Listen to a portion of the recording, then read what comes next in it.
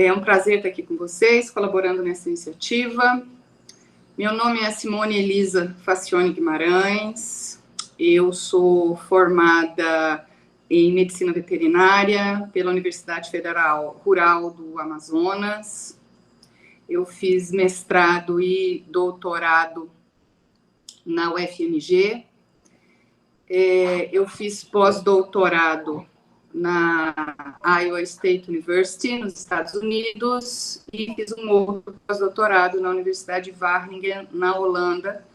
E sempre, desde meu mestrado, doutorado, sempre trabalhando com a questão de genética relacionada à produção animal. Então, hoje, eu sou professora titular do Departamento de Zootecnia, aqui da Universidade Federal de Viçosa. Tem 20 anos que eu sou professora aqui, e eu trabalho na área, especificamente, de genética e melhoramento animal. Agora, assim, eu sempre fui um bocado curiosa, então eu sempre trabalhei com genética associada a alguma outra área dentro da produção animal, ou muitas vezes relacionada, inclusive, com diversidade genética, coisas mais biológicas mesmo do que propriamente a produção animal, tá?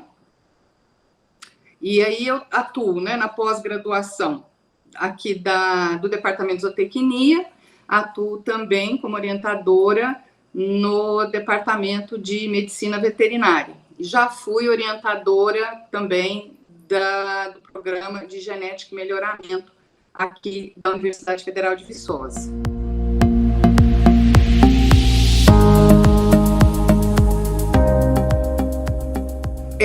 Eu vou falar da minha experiência profissional, porque isso muitas vezes pode variar de uma pessoa para outra. Eu sempre fui uma pessoa muito curiosa, sempre, desde criança, sempre muito curiosa. Então, eu costumava ler quase de tudo que chegava à minha mão, sabe? Eu acredito que essa curiosidade me levou a trabalhar mais com pesquisa, porque eu acho que o que move a pesquisa é a curiosidade do ser humano. Então, se a gente pensar hoje as conquistas que a humanidade já teve, no campo tecnológico, agrícola, no campo das humanidades, foram movidas pela curiosidade de alguém. A pessoa tem uma pergunta e ela vai investigar aquela pergunta, vai tentar encontrar mecanismos, meios naturais ou muitas vezes tecnológicos, artificiais, que comprovem, que justifiquem aquela pergunta dela, Então, acho que tudo começa na questão de você ter uma pergunta bem elaborada. E o que a gente vê é o seguinte, muitas vezes as pessoas têm dificuldade em elaborar uma pesquisa, elaborar uma pergunta, sabe? E muitas vezes essa inabilidade das pessoas em elaborar uma pergunta ou concretizar qual é a sua curiosidade vem da falta de leitura, sabe? Na falta de você ler mais profundamente sobre temas. Então, assim, não apenas naquele tema, por exemplo, você é um aluno de iniciação científica da graduação, então você vai ler só sobre o seu projeto. Não, muitas vezes, leituras diversas sobre assuntos diversos ajuda você a ter mais ferramentas cerebrais para você pensar melhor num contexto mais holístico, onde se encaixa aquela sua pergunta, E não raramente a gente vê que a gente está fazendo a pergunta errada para tentar chegar à resposta que a gente quer, sabe? Então, eu sempre li muito a respeito de vários assuntos, assuntos que me interessam, e muitas vezes assuntos genéricos que caem na minha mão. E o que eu gosto de fazer, e eu indico para os meus alunos, é o seguinte: você está lendo sobre um determinado assunto, você precisa de entender um determinado assunto, leia e faça resumos do que você leu. Leia e faça esquemas, sabe? Sobre o que você leu. Então, assim, o que é causa, o que é consequência, como o fator A chegou ao fator B, entendeu? Então, isso até hoje me ajuda muito a entender apresentações a entender leituras. Então, eu indico muito para os meus alunos. Então, assim, ler muito, vários assuntos, várias coisas, não se limitar àquilo que você acha que é o seu interesse, né? E colocar no papel. Quando você coloca no papel, o seu pensamento, ele se transforma em alguma coisa real que você consegue enxergar. Então, começa a fazer sentido, sabe?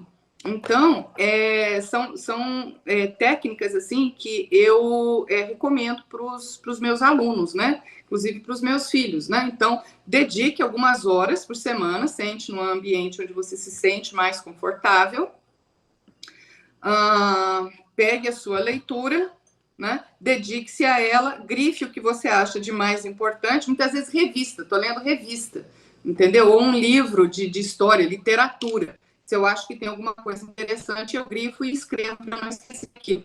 Então, eu acho que a pesquisa, nesse sentido, a curiosidade, né, traduzida em metodologia científica, ajuda não só os alunos de graduação ou de pós-graduação na vida acadêmica, mas ajuda também o ser humano, dentro da sua vida pessoal, a entender os fenômenos pelos quais a gente passa, sabe? Então, acho que não é uma ferramenta só acadêmica, é uma ferramenta para a vida também. Assim, você aguçar a sua curiosidade e transformar essa curiosidade em metodologia científica aplicada a uma pesquisa, ela ajuda você a ser um profissional melhor e um acadêmico melhor. A gente, enquanto professores, a gente percebe aqueles alunos que se dedicaram mais, que leram mais para fazer uma prova, ou para fazer um exame, para fazer uma apresentação. Então, a gente vê que a apresentação, ou a prova, ou o exame desses alunos fica mais enriquecida. E, paralelamente, quando você vê quais foram esses alunos, são aqueles alunos que são mais capazes de bolar melhores perguntas para atingir as suas respostas. Então, você percebe que são alunos que leem mais, sabe? Que saem ali da sua caixinha. Você tem que sair do conforto da caixinha, sabe? Sendo prática também, quando a gente participa, por exemplo, de entrevista, seja entrevista de emprego, ou uma entrevista para um aluno de iniciação científica, ou para uma entrada, né? A pessoa é candidata a mestrado, doutorado, pós-doutorado.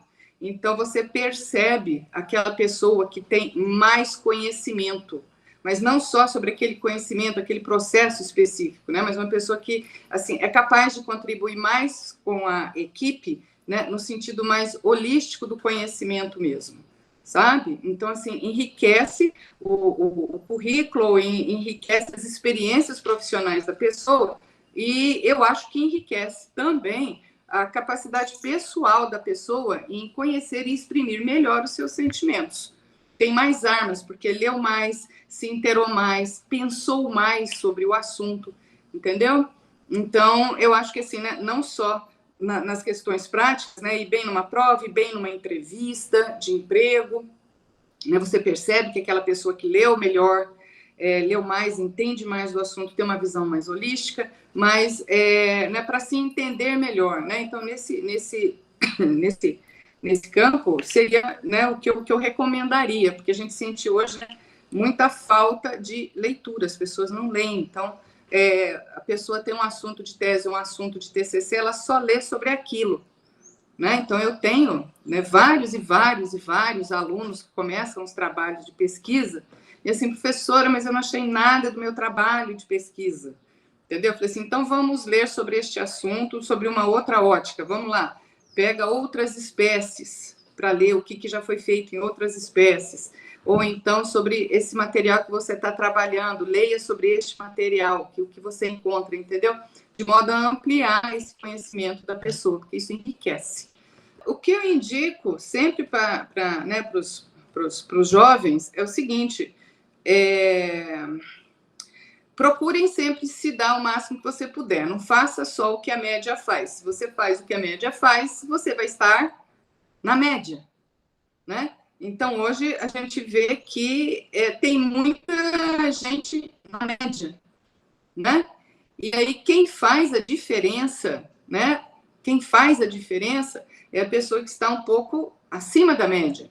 Então, às vezes, estar acima da média é só um pouco mais de leitura e um pouco mais de observação, de curiosidade por dia. Então, você não precisa de ser nenhum grande gênio, entendeu? É só a gente habilitar os nossos talentos.